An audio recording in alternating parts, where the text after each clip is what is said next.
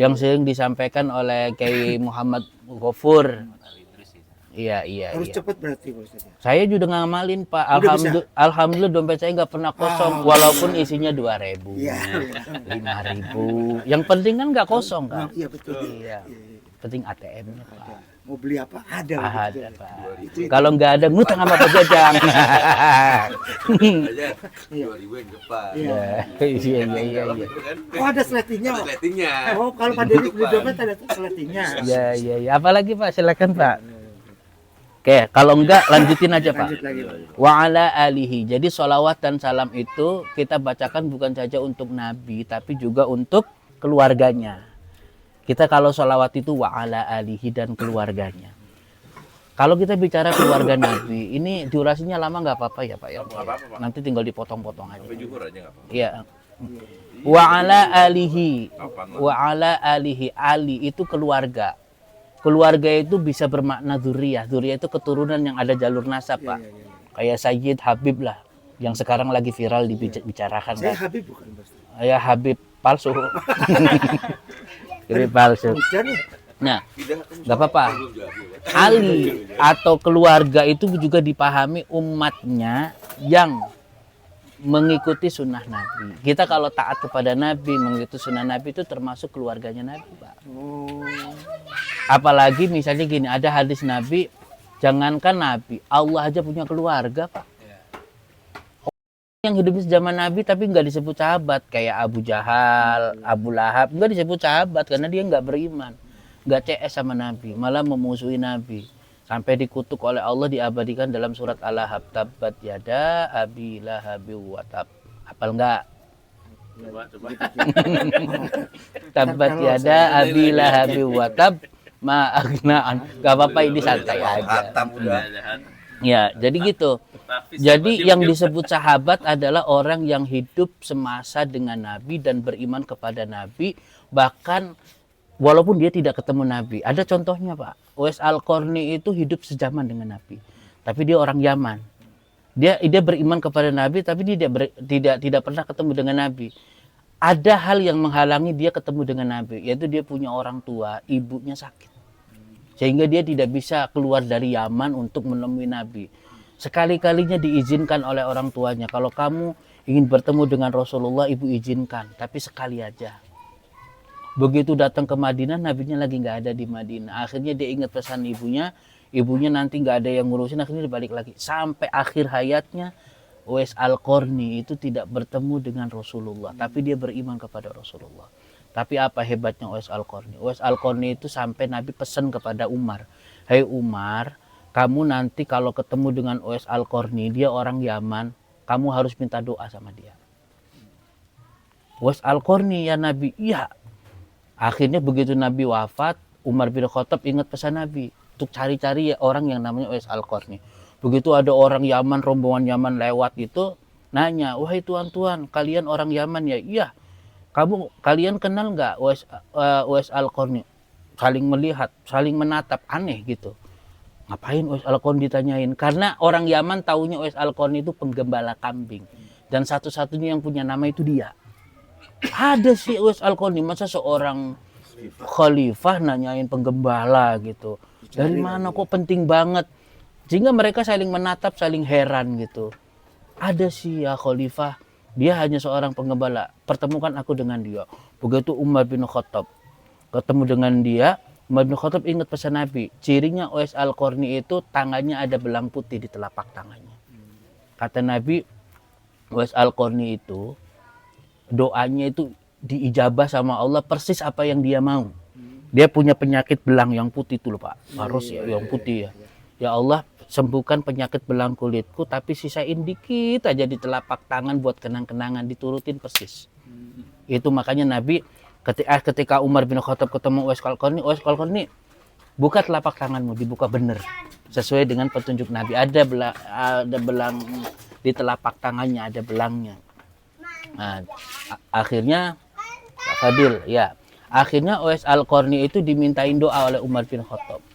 Begitu dimintain doa, ya Uwais Al-Qarni doa. Itu tipikal orang yang ketika doa diijabah persis apa maunya, dan doanya itu langsung tembus ke langit. Apa sih amalannya Uwais Al-Qarni, Pak? Apa itu Pak Ustaz? Amalannya itu adalah Uwais Al-Qarni itu sayang sama ibunya. Oh, Sayang sama ibunya, berbakti kepada ibunya. Makanya kita kalau hidupnya pengen sukses harus berbakti kepada ibu. Masih punya ibu nggak? masih Pak Ustaz. Ah, Nggak, saya masih. mau. Iya. Iya. Ya gitu. Karena kita bukan lahir dari batu, Pak. Semua kita punya ibu pasti. Nggak ada yang menconot dari batu. Nggak ada, kecuali untanya Nabi Soleh. Iya, Nabi Soleh ya. Ada ya? Ada. Onta keluar dari batu, Tapi Pak. untung onta ya, bukan manusia ya. Bukan manusia.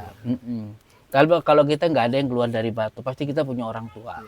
Mau masih hidup atau sudah meninggal, yang jelas kita punya orang tua. Orang yang berbakti kepada kedua orang tua itu disayang oleh Allah. Uwais Al-Qarni begitu. Bahkan katanya Uwais Al-Qarni itu dari itunya itu sering gendong keledai, Pak. Sampai keledainya gede digendong-gendong, latihan biar dia nanti kuat gendong ibunya. Itu Uwais Al-Qarni. Ada lagi amalannya. Uwais Al-Qarni itu kalau jalan nunduk, nggak pecicilan. Ada yang bening-bening diliatin, enggak. Uwais Al-Qarni kalau Pak Fadil ini. kayak Fadil. Coba pesona Ya. Jadi Uwais Al-Qarni itu kalau jalan nunduk itu sambil zikir.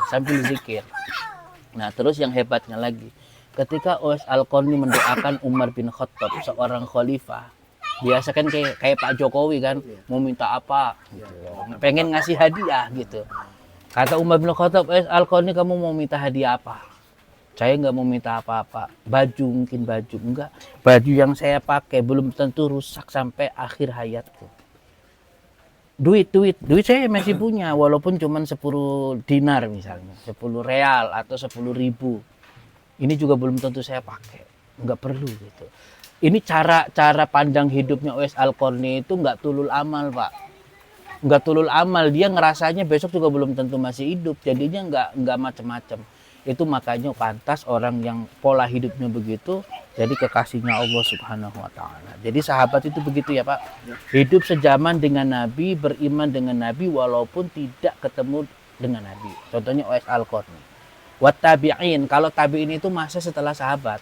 Tabi'in itu enggak ketemu dengan Nabi tapi ketemu dengan sahabat. Oke. Jadi ada sahabat, ada tabi'in, ada tabi'ut tabi'in. Jadi sahabat yang hidupnya ketemu Nabi, tabi'in ketemu dengan sahabat, tabi'ut tabi'in yang ketemu dengan tabi'in. Nah, itu salah satu tabi'in itu namanya Syekh Hasan Al-Basri, itu tabi'in. Wat tabi'ina lahum bi ihsanin ila yaumiddin. Jadi tabi'in itu artinya yang mengikuti, Pak, yang mengikuti jejaknya Nabi, mengikuti jejaknya sahabat. Karena tabi'in itu nggak ketemu dengan Nabi, yang diikuti sahabat. Nah, tabi'in yang diikuti sahabat, tabi'in nggak ketemu dengan tabi'in, nggak ketemu dengan sahabat, ketemu dengan tabi'in. Sama kayak kita, Pak. Kita bisa ngikutin Nabi langsung apa enggak? Nggak bisa. Wong kita jauh zamannya dengan Nabi. Yang kita ikuti siapa? Kiai, guru. Iya, guru, ulama. Jadi kalau kita bilang marilah kita kembali kepada Quran dan Sunnah, tetap harus melewat ulama. Nggak bisa kita. Nggak bisa langsung. Nggak bisa, karena yang paling paham Quran dan Sunnah itu ulama. Gitu. Kita nggak bisa belajar sholat kalau nggak diajarin orang tua kita. Gitu. Jadi gitu. Itu namanya sanad keilmuan, Pak. Nggak bisa kita langsung belajar Quran hadis, nggak bisa. Harus ada gurunya, guru yang ngajarin gitu. Prakteknya sholat bagaimana, apalagi ilmu tajwid, Pak Komar, makhraj itu harus benar-benar dicontohi di depan muka. Sampai sekarang ada kemajuan sekaligus juga kemunduran, Pak. Ada ngaji online. Memang satu sisi itu mudah, kita ngaji di mana aja bisa. Tapi kemundurannya, Pak, ngaji itu makhrajnya harus jelas, harus musofahah, harus depan-depanan. Kalau online bagaimana jelasnya? Gitu, orang sinyalnya aja kadang putus-putus. Tapi daripada nggak ngaji sama sekali. Semaksimal mungkin. Ngajinya bapak-bapak, ngajinya ibu-ibu, ngajinya anak-anak. Insya Allah siapapun yang berwakaf untuk musola, insya Allah wakafnya menjadi berkah. Mudah-mudahan begitu. Ada pertanyaan lagi, Pak? Masih boleh? Boleh, silakan. Silakan. Saya boleh. Nggak apa-apa. Nggak apa-apa. Terakhir. Ya, silakan. Jangan bilang mati saya itu seperti apa ya, jangan.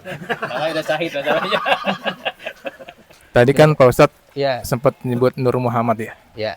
yang dipindahkan dari mana tadi? Ya dari Nabi Adam Dari terus Nabi Adam terus temurun. ke ibunda Rasulullah gitu. Ya, Aminah. Apakah mungkin Nur Muhammad itu bisa maksudnya bisa sampai ke kita gitu Pak Ustadz? Si Nur Muhammad itu Pak Ustadz. Ya. Ya, Terima kasih, Pak pertanyaannya bagus, Pak. Ini kan Nur Muhammad itu kan pembahasan yang sifatnya itu bukan fisik ya, Pak. Nurnya Muhammad itu kan bukan fisik, bukan fisik. Jadi orang yang dapat manifestasi dari nurnya Nabi Muhammad itu nanti hatinya akan kebuka. Dia akan menjadi orang yang diringankan, dimudahkan oleh Allah untuk taat mengikuti ajaran Rasulullah. Itu kalau kita termasuk orang yang senang belajar agama Nabi, masa bodoh dengan omongan orang, dengan menjalankan sunnah itu tantangannya banyak, Pak Denis. Misalnya teman-teman kita nih, misalnya jenggoten. Jenggot itu kan sunnah, Pak. Jenggot dikata-katain. Ya kan? Pak Syahid dikata-katain nggak ada jenggotnya? Enggak kan? Kalaupun dikata-katain nggak apa-apa, Pak. Jenggot itu sunnah. Tapi yang penting gini, Pak. Kita soal jenggotnya dipajangin apa enggak itu soal yang mendasari apa, Pak.